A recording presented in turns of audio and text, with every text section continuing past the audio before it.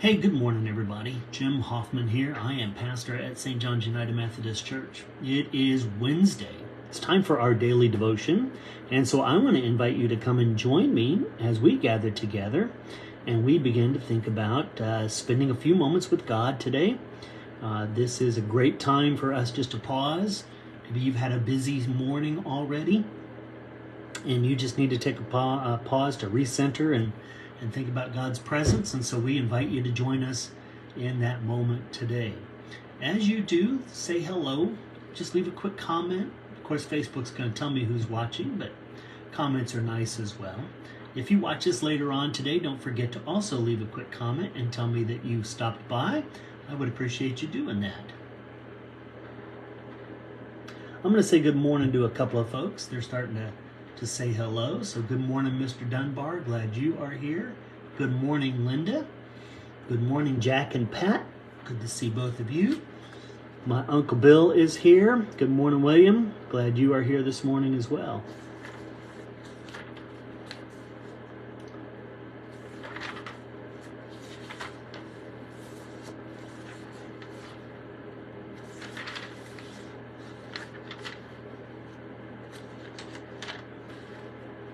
Hi, Susan. Good morning to you. Glad you are here.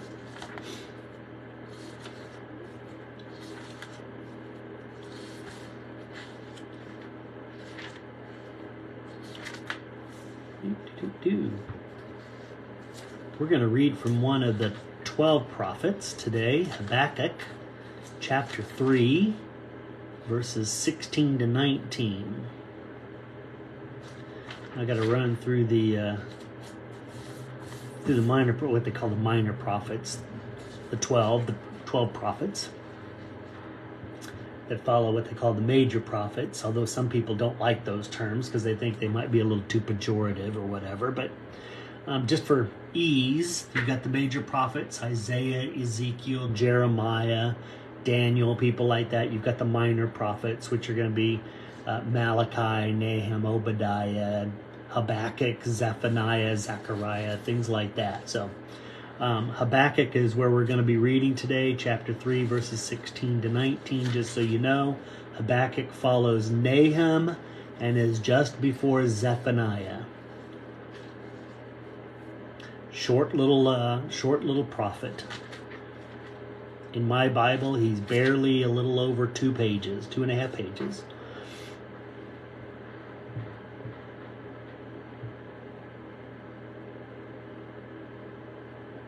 Habakkuk chapter 3, verses 16 to 19.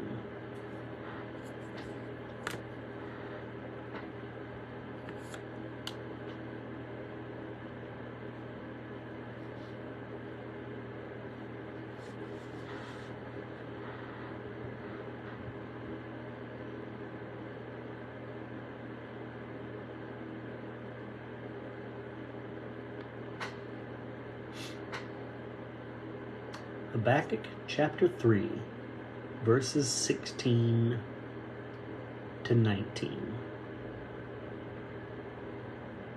I think we'll go ahead and get started. I'm sure there's be some other folks that will join us maybe midstream or later today, but let's go ahead and start. Friends, so here's our prayer. O God, by your spoken word, you created everything that is. By your incarnate word, you redeemed us. By your comforting word, you are with us still. Prepare us now to hear your word to us this day. Habakkuk, chapter 3, verses 16 to 19. I hear and I tremble within. My lips quiver at the sound. Rottenness enters into my bones, and my steps tremble beneath me. I wait quietly for the day of calamity to come upon the people who attack us. Though the fig tree does not blossom and no fruit is on the vines, though the produce of the olive fails and the fields yield no food, though the flock is cut off from the fold and there is no herd in the stalls, yet I will rejoice in the Lord. I will exult in the God of my salvation. God, the Lord, is my strength. He makes my feet like the feet of a deer and makes me tread upon the heights. To the leader with stringed instruments. So our devotion writer today is Lenawati Santoso from Indonesia. Focus verse is verses 17 and 18. Though the fig tree does not bud and there are no grapes on the vines, yet I will rejoice in the Lord. I will be joyful in God my Savior. Here is Lenawati's devotion for today. My birthday was coming up, and I really wanted to celebrate it with cake.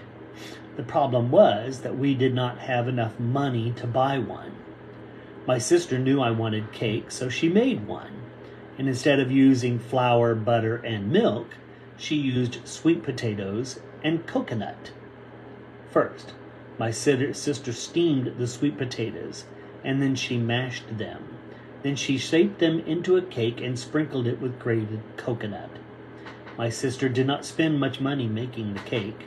Sweet potatoes and coconut are inexpensive, but the cake was beautiful and delicious.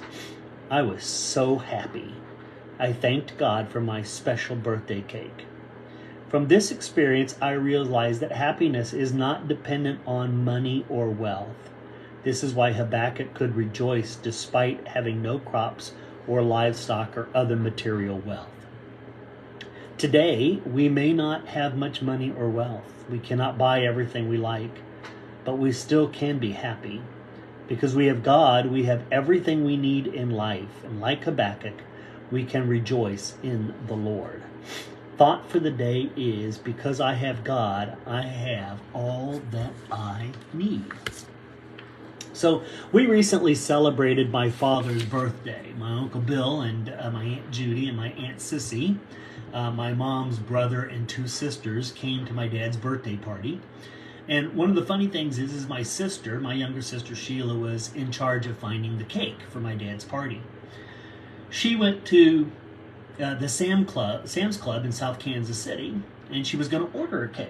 And she went like 4 or 5 days in advance, walked up to the counter, and the person behind the counter said, "Can I help you?" She said, "I'd like to order a cake for my dad's birthday party," and said it's going to be this coming, blah, blah, blah, blah.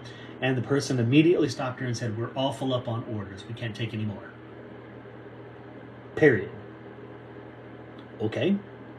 So my sister started thinking, well, what are we going to do next? And started looking around, maybe at one of the cakes that was already pre-made and just having my dad's name written on it or something like that. Another worker came up to her and said, "Can I help you?" She says, "Well, I was going to have a cake made, but they told me that they are full of orders, and so I'm just kind of looking to see what you have available." And the lady says, "Would you be interested in a garage sale cake?" Now, I've never heard that term before. So evidently at Sam's Club, or maybe Costco as well, but particularly at this Sam's Club, people will order a cake and then not come and pick it up. And so they're stuck with this cake that's already been ordered and made, but nobody's come to pick it up or pay for it. So they put it in the freezer for a couple of days, their cooler for a couple of days, and they try to sell it to someone else. My sister said, "Well, certainly, tell me what you've got." So we found one, and my sister bought it, and it was like $72 or something like that. It was a 3-tier cake. Looked like it was more like a wedding cake. But that's all right. It worked good for my dad's birthday party, and we were able to have cake for him. Now, the interesting thing about it is, and we had lots of cupcakes and stuff like that. We all have the ability to do those things in my family. Us kids all split the cost of renting the facility, the cake, the drinks, all those kinds of things for my dad's party.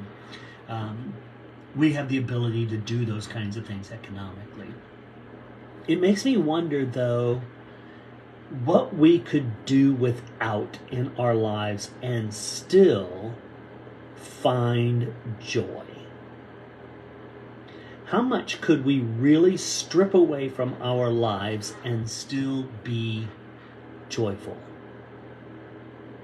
Could we get rid of a bunch of things that we have not used, not just in the last year, but let's say in the last 5 years, and still have joy? Could we potentially have to downsize in some ways? Instead of having 2 cars, could we go down to 1 car and have to share it and still have joy? Could we Downsize our homes from maybe thousands of square feet to all of a sudden being in the hundreds of square feet of space and still have joy. Could we get rid of maybe some accounts that we have, Could we go down to, instead of having 5 streaming services, maybe watching TV over the air with rabbit ears and still have joy? We have accumulated a lot of things in our lives, and we make those equivalent to our happiness. I am happy because I have all of these things, the excess of all of these kinds of things. And realistically, what we find is they're more just clutter than anything else. We have cluttered our lives. We have filled the nooks and the crannies and the crevices of our lives with a lot of meaningless stuff. And maybe if we wanted to experience a greater depth of joy, we might do so by eliminating some of the stuff. And when we do, when we start to pare down, maybe we'll find that life is simpler. Maybe we'll find we have more time. Maybe we can use that time for volunteering more. Maybe we could use that time to invest in community with other people. Maybe we could use that time for our relationship with God and in our devotion life, things like that, when we get rid of the clutter.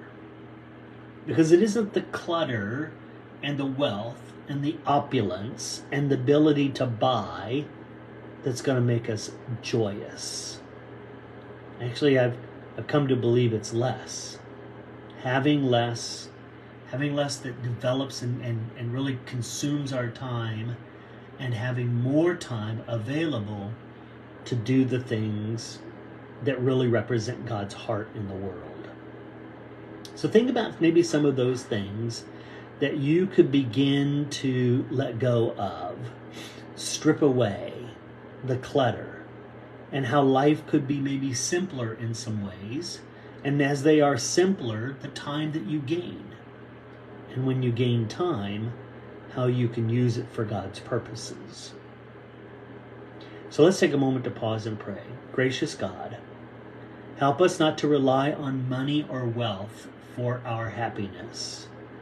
Remind us that true joy comes only from you. Amen. Well, thanks, friends, for being here today. It's a joy to see all of you. By the way, good morning, Chris Mueller. Glad you made it as well. I'll remind those that watch this later on, don't forget, leave a quick comment, say hello. I would appreciate you doing that. It's always nice to have you here. And then I would say this as well. Take a moment to pause and pray for one another, if you would, please. Be reminded I'm praying for you. Include me in your prayers. Once we finish with our good old Facebook post here, feel free to share this on your Facebook page with your family and friends. Maybe one of them will take a moment to pause and share in our devotion time with us as well. Come and join us tomorrow for devotions. Look forward to seeing you. Otherwise, I hope you enjoy the rest of your day. And thanks for being here, friends.